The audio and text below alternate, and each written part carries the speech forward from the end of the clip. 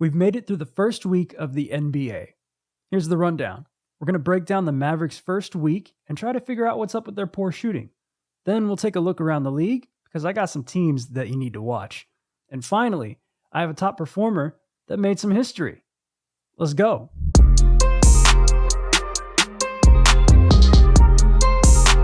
What's going on, guys? Welcome back to the Control Room. I'm your host, Esrael Yohannes. Now, we recently had a rematch of the Western Conference Finals between Dallas and Minnesota. And I really want to highlight the matchup between Kyrie Irving and Anthony Edwards. So let's take a look at this right here. Kyrie Irving led the Mavericks with a season-high 35 points on 13 of 23 shooting, 56.5%, 6 of 8 from 3, 75%, 3 of 5 from the stripe, and only 1 turnover. Anthony Edwards scored a season-high 37 points with a career-high 24 points in the first quarter on 12 of 20 shooting, 60%, 7 of 13 from 3, 53.8%, 6 of 12 from the free throw line, and 5 turnovers. Now, although these two guards had really good games, I want to put a point of emphasis on Anthony Edwards' free throws and turnovers, as well as some of the miscellaneous scoring that happened between these two teams. So check out these team stats between Dallas and Minnesota. Dallas had 52 paint points, 23 second chance points, 20 fast break points, 25 points off turnovers, which was a season high, and shot 14 of 18, 77.8% from the free throw line. Minnesota, on the other hand, scored only 38 paint points, 16 second chance points, 10 fast break points, 5 points off turnovers, which was a season low, and shot 17 of 26, 65.4% from the stripe. Now, when you look at those team stats, the obvious thing there is the free throw shooting, because it was a tight game. Minnesota just has to make more free throws, especially Anthony Edwards when he missed 6 out of 12. And that will help alleviate some of their issues. But the turnovers and the points off turnovers is something that I really want to get into for Minnesota, because they're going through some rough patches. They have to clean up their mistakes to beat some of the best teams. Of course, I am recording this after they've already beaten Denver in a close game, but for a season-long trend, they can't sustain success if they're turning over the ball a lot and or giving up a lot of points off of the turnovers that they do give up. So entering November, they were 30th in the NBA in points off turnovers this season at 12.3.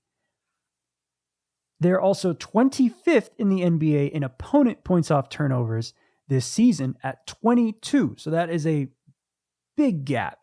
It's almost 10 points of a difference. The Timberwolves averaged 16.5 turnovers per game, which tied 20th in the NBA. And of course, despite beating Denver, Denver had 11.8 turnovers per game. They're going to face more opponents, especially Denver, because Denver is a division opponent.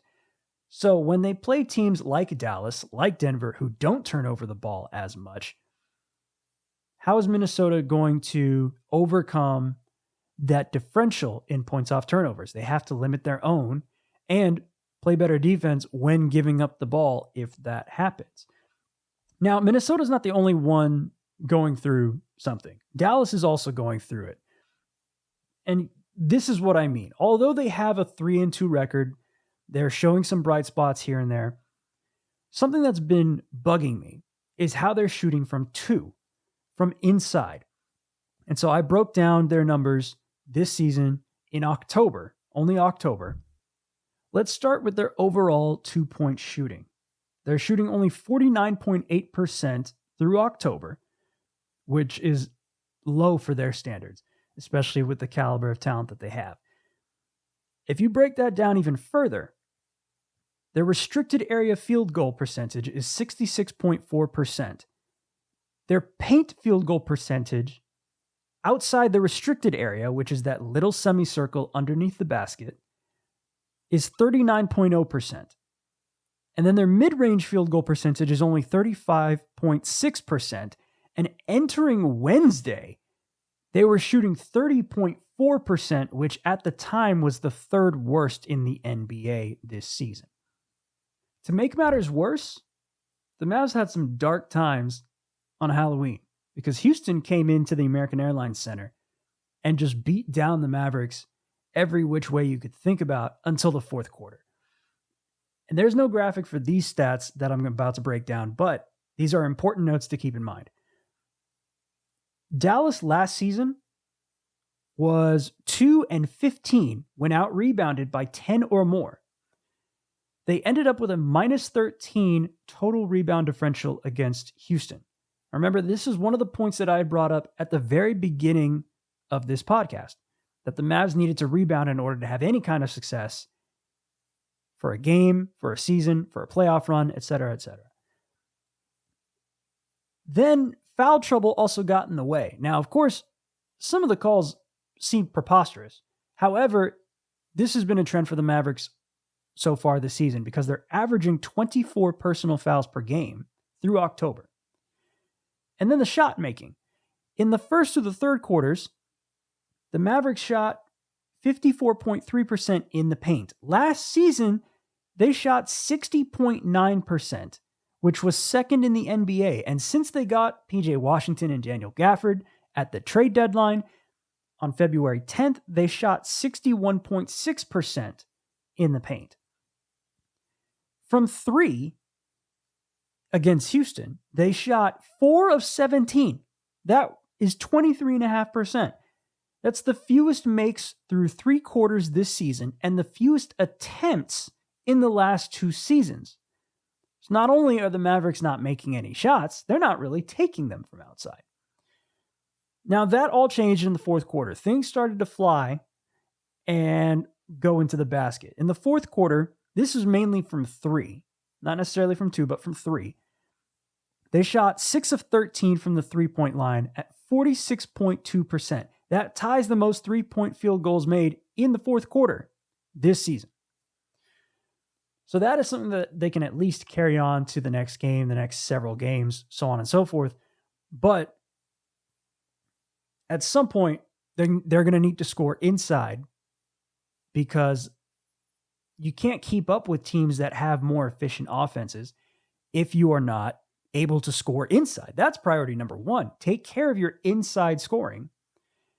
And that will at least alleviate the defense so that the 3-point shot opens up just a little bit more. Even if it can't, the Mavs have some sharpshooters, and one of them made some history on Halloween. I'm talking about Klay Thompson. Look at this. Klay became the 6th player in NBA history with 2,500 career 3-pointers made entering November. At number 1, Stephen Curry with 3,758. Number 2, Ray Allen, 2,973.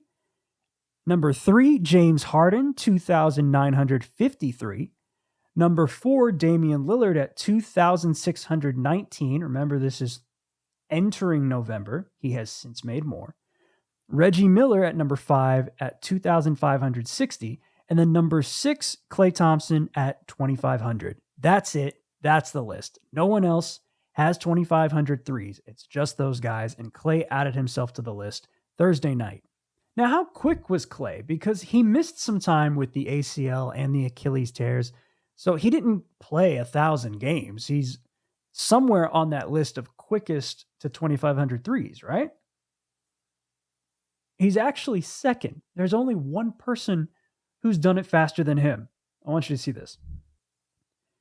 Stephen Curry was the fastest player to ever reach 2,500 career threes made. Steph did it in 702 games. Klay, behind him, at 798 games.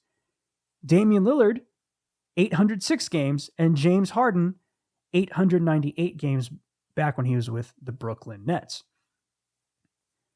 Now, Klay has been a bright spot for the Mavericks. However, the Mavs need to improve their 2-point shooting and their 3-point shooting because it's been below their standards.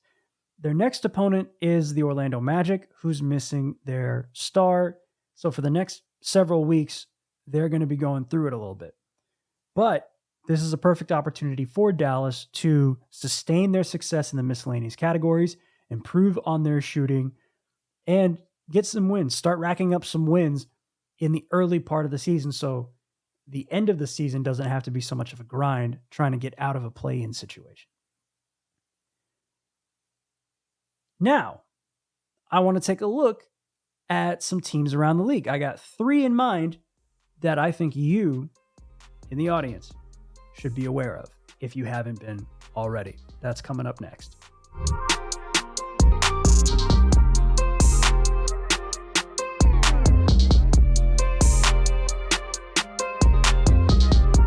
All right, I've got 3 teams to watch for besides Boston.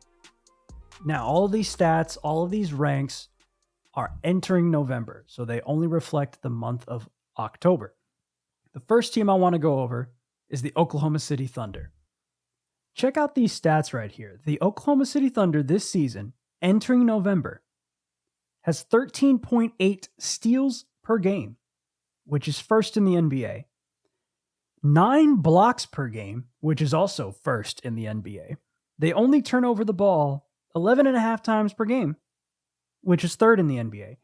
And that leads to a defensive rating of 91.3, which is the best defense in the NBA, and a net rating of 17.1, which is the third best net rating in the NBA entering November. And in October, the Thunder recorded a 4-0 record, which was their first 4-0 start since 2016-2017. Now, there are 2 Thunder players that I want to highlight, Shai Gilgeous-Alexander and Chet Holmgren. Let's start with SGA, because he has 2.5 steals per game this season entering November, which ties him for third in the NBA. You know who's also third? His teammate, Cason Wallace, who's only in his second year in the league. And then Chet Holmgren is leading the league entering November with 3.5 blocks per game. More than Victor Wembanyama, more than Rudy Gobert, more than Anthony Davis, more than Karl Anthony Towns, more than Nikola Jokic, more than anybody in the league. It's Chet Holmgren leading all blockers. So with those 2 at the top of the roster, then you have a full complement of players. So much depth on the roster. And then you fortified the one weakness that you had in the offseason through Isaiah Hartenstein, who's still recovering from the broken left hand. I've said it before, and I'll say it again. I think this Oklahoma City team should be the favorite in the West because of their roster, because of the talent, because of their execution, the way they play defense, the way they steal the ball, the way they turn you over, the way they capitalize on any mistake that you make, and how fully complete they are. I don't think that there's a team that can match up with them in a 7-game series anymore. So this is a team that you should watch for the entirety of the season, if you have any chance to. They are exciting. They are fun. I've gotten the chance to cover them for 2.5 years now. So to see where this Thunder team is, it's exciting for me. But also, objectively, they're just one of the best teams in the NBA, especially, to me, the best team in the West. The next team that I do want to cover is a team in the East. And like I said, it's not Boston. The Cleveland Cavaliers have not lost a game yet. So let's start right there. The Cavaliers are scoring 125.6 points per game, which is the second most entering November. They're shooting 53.9%, which leads the league. And their offensive rating is the number 1 offense in the NBA at 123.4. Their defensive rating is the 4th best at 105.7, and they have the second best net rating at 17.7. That has led them to a 5-0 record in October, which is only the third 5-0 start in franchise history. Some other stats to take into account: the Cavaliers have the 5th most assists per game entering November at 28.4. They have 12 steals per game, which is second, only behind Oklahoma City. And they have the second best plus minus at plus 18.2. Now that you've taken a look at all those numbers, we can take a look at some of the individuals who are propelling Cleveland to the start that they have right now. Not all of them, but some of them. We'll just go with 3 of them for now. There's more for sure, but these 3 I want to highlight. Donovan Mitchell, Jarrett Allen, and Karis LeVert.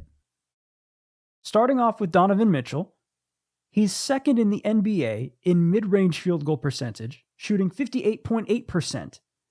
Jarrett Allen leads the NBA in field goal percentage at 79.1%, and Karis LeVert is shooting both 68.8% from the floor and 64.3% from 3. That is 4th in the NBA in both categories. Again, all of this is entering November. To me, Cleveland is the real deal. I don't think this is a team that's going to go away anytime soon at any point of the season, and I'm not being a prisoner of the moment. All of these numbers are reflecting a change in one of the philosophies of offensive basketball, which is run faster, play with more pace. Suddenly the game comes to you.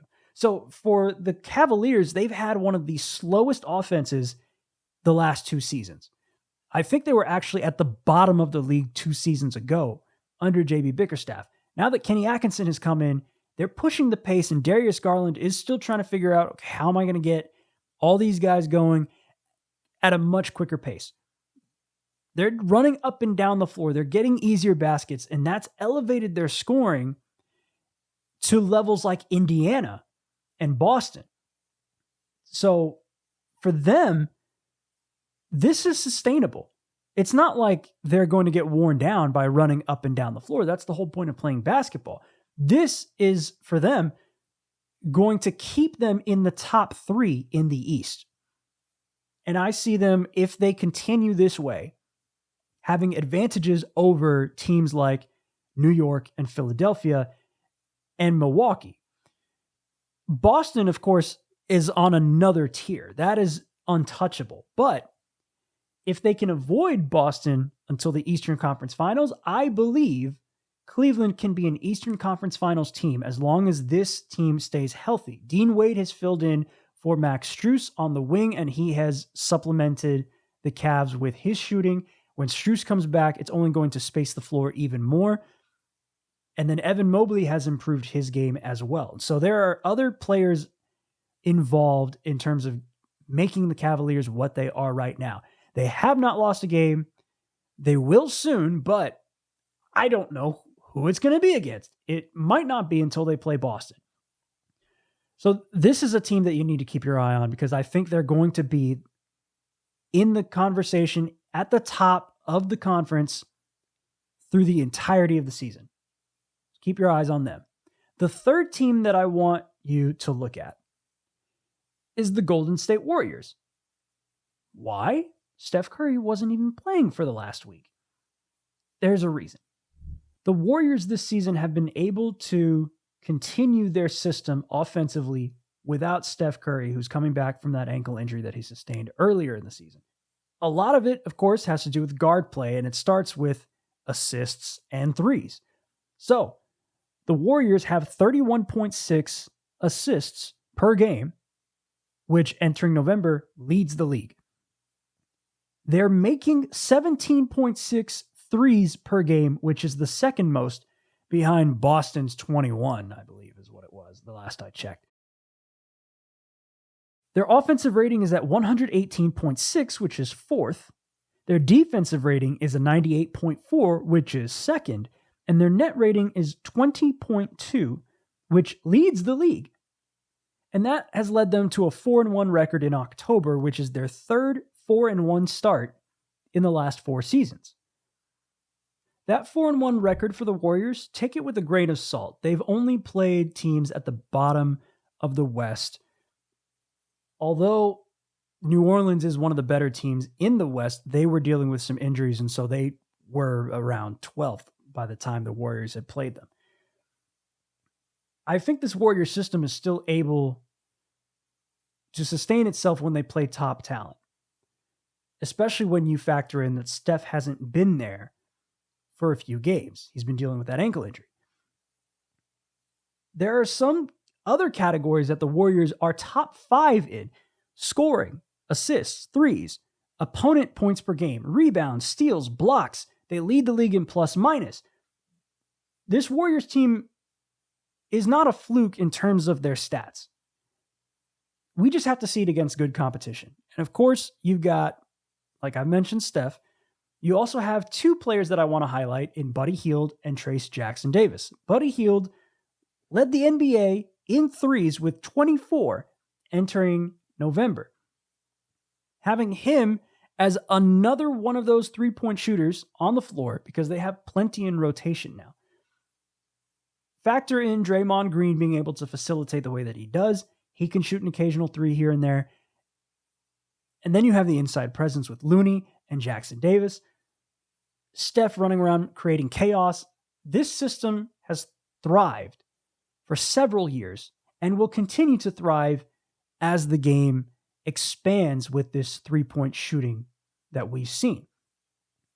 Speaking of Jackson-Davis, he's second in the NBA in field goal percentage at 77.8% entering November, behind only Jarrett Allen, who I mentioned earlier in the segment. So when you have guys like Jackson-Davis, like Allen, like Derek Lively and Daniel Gafford, players like that who are basically automatic at the rim, they are a threat on the inside to the defense, and that opens up all of the spacing for you on the outside, because there are defenders who are like, oh no, I got to take care of this guy who's inside. So for the Warriors, because they have that advantage, they're always going to be utilizing it against top talent, bottom talent, doesn't matter. I think we'll see success against the middle of the pack teams, some of the top teams. They might end up making the playoffs as a top 6 seed because of this offensive system. But it's still very early. There's more work that they have to do. They have to get Steph back first and foremost. And we'll see if other teams can get hot. We are still only through the first couple weeks of the NBA season. Last but not least, I have a top performer that I want to get to with the Orlando Magic, because he made some history. Stick around.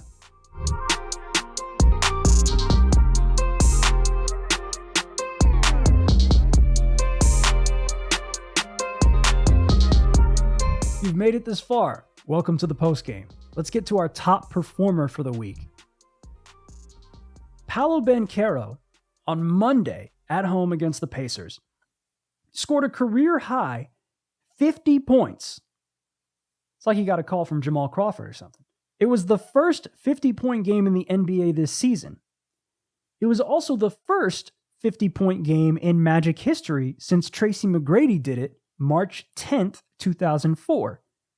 And this is the earliest 50-point game in Orlando Magic history. Paolo Banchero did this in the 4th game of the season. Unfortunately, he has a torn right oblique and will be reevaluated in 4 to 6 weeks. So the Magic have some work cut out for them for some time. Tough news about the injury, but Banchero still had a crazy game against the Pacers that was worth highlighting, so shout out to him. In the next episode, we're going to break down everything about the NBA Cup, because the Emirates NBA Cup returns Tuesday, November 12th. So that episode will be to prepare you for what's coming with the tournament, get you set up with all the new groups, so on and so forth. Everything NBA Cup related is going to be in that episode, so don't miss it. And this is a reminder, if you haven't already, to go vote. Election Day is Tuesday, November 5th. The NBA takes that day off and has all 30 teams play on Monday, November 4th. So use that opportunity, Election Day, if you haven't already, to go out and vote. Speaking of the Monday games, here's an upcoming schedule. On Monday, November 4th, among all 15 games that are happening. The Bucks and the Cavaliers will play at 7 p.m. Eastern on NBA TV, and the Pacers will play the Mavericks at 9:45 p.m. Eastern, 8:45 p.m. Central on Mavs TV. Then Wednesday, November 6th, after the election, the Golden State Warriors will play the Boston Celtics at 7:30 p.m. Eastern on ESPN, followed by the Philadelphia 76ers and the LA Clippers at 10 p.m. Eastern on ESPN. And then Friday, November 8th, the Phoenix Suns will come into Dallas and play the Dallas Mavericks at 7:30 p.m. Eastern on ESPN, and that game will also be simulcast on Mavs TV. And that will be followed by the Philadelphia 76ers against the Los Angeles Lakers at 10 p.m. Eastern on ESPN. So that does it for me. Thanks for watching, for listening. Download this episode, like this video, subscribe to the channel if you haven't already, and I'll see you next time. Let's hit the rollout.